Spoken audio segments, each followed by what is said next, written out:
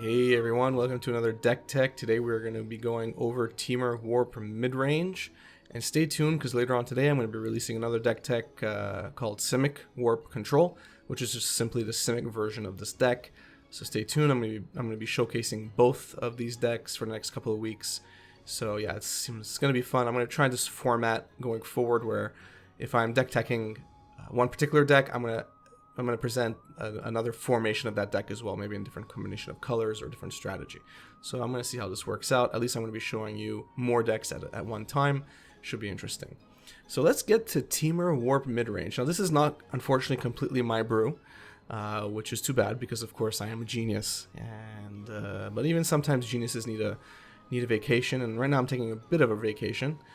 And I saw a list that was not necessarily similar to what I'm running, but it was abusing essentially Time Warp and was playing Tamiyo, Collector of Tales, and Renin 6 and Jason Mind Sculptor, or any combination of those planeswalkers. And I was mesmerized. First of all, it was Temur, so that was already calling my name. And then I was like, oh boy, okay, let's see how we can make this even more fun or even more Delver Brewish. So, I mean, let's take a look at the core. Alright, so the core is, you have, at the very base, you have Time Warp times 4. I mean, you always need it in the deck. But then you have Renin 6, Tamiyo, Collector of Tales, and Jace the Mind Sculptor. So how do these three planeswalkers work? Well, I'm hoping you know at least how Renin 6 and Jace work. Tamiyo is far less played. But let's start with Renin 6. So, okay, it's a 2-mana planeswalker. Let's be honest, it's brutal. And the real ability that you are focusing on here, of course, is the +1 ability. So returning up to 1 target land card from your graveyard to your hand. So first of all, this is going to help you land all your land drops early on in the game if for any reason you're shorting on lands. Of course, this deck has some ramp built into it, but we'll get to that later. So if you're dropping short on lands, you're casting us on turn 2, assuming you can keep it alive. Yeah, you're going to be getting your lands back. That's great. But what you really want, inevitably, is the -7, which I think most people want. But the minute you get to -7, even if you have no other planeswalkers on the battlefield, okay, if you do, it's just a bonus. You are retracing Time Warp, okay? And the way this deck works, especially with Tamiyo, Collector of Tales on the battlefield, if you keep retracing Time Warp, you're going to win. And you're going to win really, really quickly. And your opponent's going to have very little to say about it. So that's where Renin 6 comes in, and again, some decks play, 3 Renin 6, 3 Tamiyo, or they just get rid of Jace altogether, or some people don't play Ren at all, they just play Jace and Tamiyo. I mean, this is something that you can play around with, and I'll be playing around with as well as I play with the deck further and post more matches. Tamiyo, though, Tamiyo is the fun one, okay? I love playing with Tamiyo. So she starts off at 5 loyalty, and she has a cool little static ability of saying that spells and abilities your opponent's control can't cause you to discard a card or sacrifice a permanent. So that's a cool ability, but I mean, you're not really concerned about that. It's coming down turn 4 anyways, so you're really worried about Thoughtseize and stuff like that early on. So, I mean, that's not why you're playing this Planeswalker. Why you're playing this Planeswalker is its ability. Now, using those abilities, assuming you have the correct amount of mana and cards in your graveyard, which you will mid to late game, just with Tamiyo, Collector of Tales on the battlefield, you could have infinite Time Warps. So, yeah, you could have infinite Time Warps, yeah, essentially. So this is how it would work. So you have Tamiyo on the battlefield. Let's say you have at least 1 Time Warp in the graveyard at this point. But even if you don't, you do this +1 ability, you name Time Warp, assuming you don't know any other card assuming you don't know what 4 cards are on the top of your deck, right? If you do because of Jace or whatever, it's a different story, but let's just stick to the Time Warp plan for now. There's many plays I don't want to get into because it'll take hours. So you name Time Warp, you mill the top 4 cards. Okay, you don't get Time Warp, not the end of the world. Odds are, if you mill something you really need, next turn you can get it with the -3 ability. But let's just assume Time Warp gets into your graveyard, and you may already have a Time Warp in your hand. If you don't, not a big deal. Next turn, you can -3 if you want, and get that Time Warp, and then cast it. Alright, so you got a free turn already. Now, what you can do, so remember, you were at 6, now you're at -3. So you have your extra turn, and let's just assume you have another Time Warp in your graveyard or another Time Warp in your hand. As the minute you have 1 Time Warp in your graveyard or 2 Time Warps in your graveyard or 1 and 1 in your hand, whatever the combination is, you essentially have a soft lock on your opponent. Assuming they can't stop your Time Warp cast, or assuming they can't kill your Tamiyo, yeah, you basically can keep going with that, because on the turns where you need to give her, when you need to use her +1 ability, you can just do the +1, maybe even twice, and then -3 again after to play the Time Warp, or you have enough to just go -3 twice, return the Time Warps to your hand, and then finish off your opponent. Now, in the matches that I've played so far, and the matches I'm going to be posting, the minute I get 2 or 3 spare turns, I win the game, because of the threats that we'll be getting into. So when you see the threats, you'll see what I mean. Now, Jace the Mind Sculptor helps you set up the top of your deck. So if you really need to dig for Time Warp, you can with its 0 ability. And, you know, with its 0 ability, you can set up the top 3, or you could fetch away the top 3 because you don't want them, and then hopefully you get your Time Warp. So again, Jace is kind of more helping you fix the synergy you have with Ren and 6 and Tamiyo and Time Warp.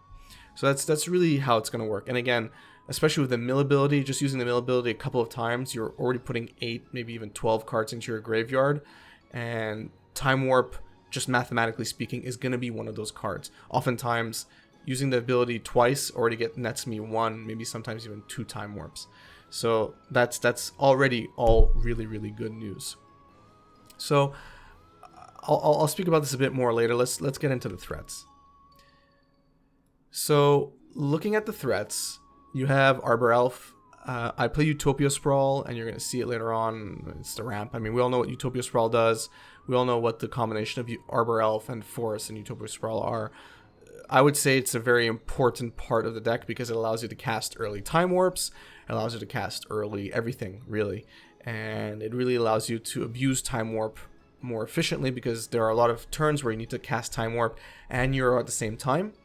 And those are great, because what happens is you cast Euro for 3 mana, you cast your Time Warp, and then you're going to get an extra turn, and then next turn you can escape Euro, or maybe you've already cast Euro's in your graveyard, or maybe because you milled Euro because of Tamiyo, so you can cast your Time Warp, cast your Euro, get its Euro's ability, next turn you could attack in with Euro. It's brutal, and this is what I mean. If you have that kind of combination, odds are your opponent is already tapped out, they've already attacked you, so they don't have a lot to block with.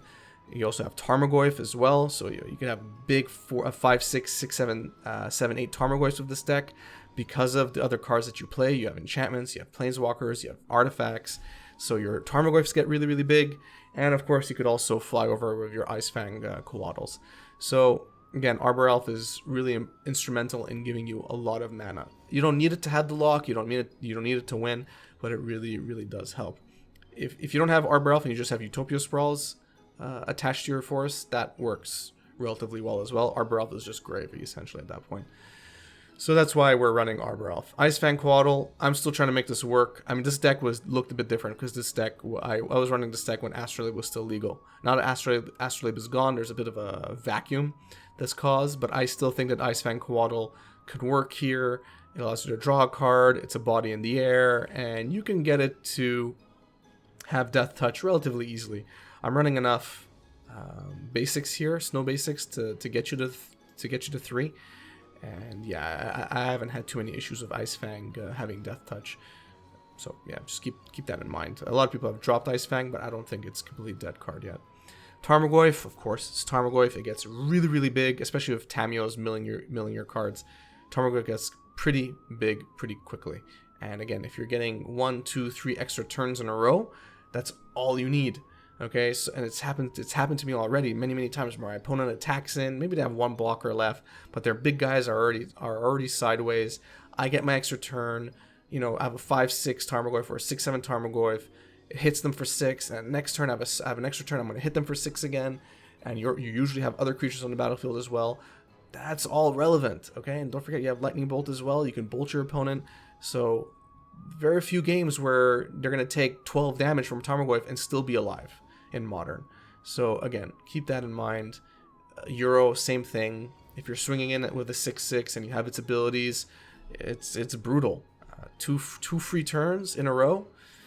plus the turn that you cast the first Time Warp on, so essentially 3 turns in a row, you win the game. That's all you need, and you can do that really, really easy. You do not need 6, 7, 8, 9, 10, 12 extra turns like the Taking Turn decks do. And this is why I really love this deck so far. I'm really having a lot of fun with it, even though it's not necessarily top tier or whatever. I'm having a lot of fun with it because you're not just trying to get a trillion extra turns. All you need is like 2 or 3, and you're good. So these are the threats I'm running. I've been happy with it so far. We'll see in 2 weeks if I make any changes to them. In terms of permission, very unlike me because I'm a Force of Negation fanatic, but I'm not running Force of Negation in this deck. I don't have the space for it at the moment. What I'm running instead is Remand. So I'm running 4 of Remands. I'll see if that's enough. I haven't put in enough iterations with the deck so far to be confident with Remand only, or maybe I need to change that permission package. We'll see. But yeah, this is what I'm currently running, very light on permission, but you'll see it's not really necessary to have heavy permission in this deck. The removal, well, it's Lightning Bolt. That's all I'm running main. If you need more removal, it's going to be in the sideboard. Again, space is tight, so Lightning Bolt is your main removal spell. It's your finisher spell. You know, sometimes you're on your second extra turn and you just need 3 more damage or whatever, 2 more damage to finish off your opponent. Lightning Bolt does the job. So yeah, Lightning Bolt is Lightning Bolt. Then we have Mishra's Bobble. Few reasons that you're playing it, of course. Well, first of all, it's free, so why not? And it's still legal, so why not? Second of all, it fills up your graveyard with your Tarmogoyf, making it bigger. That's great. And of course, there's the effect of drawing a card and looking at the top card of your library or opponent's library. You know what they're playing. Just all around good card. I mean, it's what took Astrolabe's place, so that's what I'm doing, and I'm happy with it so far. I don't see a reason to remove it. And of course we have the ramp, Utopia Sprawl. We all know what this does. You enchant your forest, you name a color, and you're good to go. Be careful here. There have been times where I do incorrect sequencing, and what I really should have done was maybe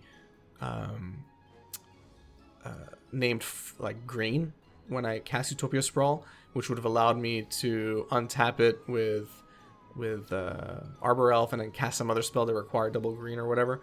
Or just I needed 2 greens. So just keep in mind, like, before you cast Utopia Sprawl, look at what's in your hand, which you should be doing anyway, unless you're me and you're a bit of an idiot. But if you're assuming you're not me, look at what's in your hand. Look what you also want to cast that turn, or if you can cast something that turn because of Utopia Sprawl, and then choose the colors accordingly. You shouldn't just auto choose a color that you're currently missing, and you're usually missing red. You shouldn't just auto choose red. There are not that many red requirements in this deck, so don't rush to red. It's usually blue, rarely green. And the lands. So the lands are slightly different than what you normally see in my Temur decks. Slightly. So we have one of all the shock lands. So Stomping Grounds, Steam Vents, and Breeding Pool. I don't think you need more than that. Then we have a bunch of basics, which is fine for this deck. You're going to be fetching for them quite often. They're all snow basics, obviously. So 1 Snow Mountain, 4 Snow Islands, and 2 Snow Forests. And then the fetches. So let's start with the normal fetches here. So Misty Rainforest, 4 of, and Wooded Foothills, 2 of. Again, kind of standard cards, allow you to get your shocks or your basics. I'm also running 4 Prismatic Vistas here, mostly because I wanted more flexibility in being able to get any basic that I wanted, and not necessarily the basic that I was locked into with either Scalding Tarn or Misty Rainforest or Wooded Foothills. I could have played 4 Scalding Tarn here, but I actually prefer Prismatic Vista instead. And again, you only have 3 shocks, so it's not like you need a lot of fetches that can get you any land you want. You have way more basics, so I think Prismatic Vista makes a lot more sense here. It makes your land less restrictive, and I think that's important. So that's the deck, and I think it's super, super sweet. I really love it. I'm really enjoying playing with it. The decks sometimes take a bit longer than usual, longer than I'm expected, but I'm used to, but it's so fun. It really, really is fun. I hope that I'm this enthusiastic in 2 weeks after putting in 50-60 matches with it. But yeah, it's a really, really cool deck, and I think you should try it out. If you have any suggestions at all, leave them in the comment section below. I'd love to hear you because I'm still brewing with it. I'm still playing with it as we speak, so I'm still tweaking it. And you'll see in a couple of hours my Simic Warp Control deck tech's going to go up as well, which is simply the Simic version of this deck. And yeah, I think both decks are going to be pretty fun in their own ways. So yeah, let me know what you think. If you like this video, please give it a thumbs up. If you enjoy my content in general, please subscribe, hit the notification bell. It really, really, really helps me out. You can also follow me on Twitter. I post updates semi-regularly, but I make some announcements there as well, so that'll probably be of interest to you. Thanks, and have a good one.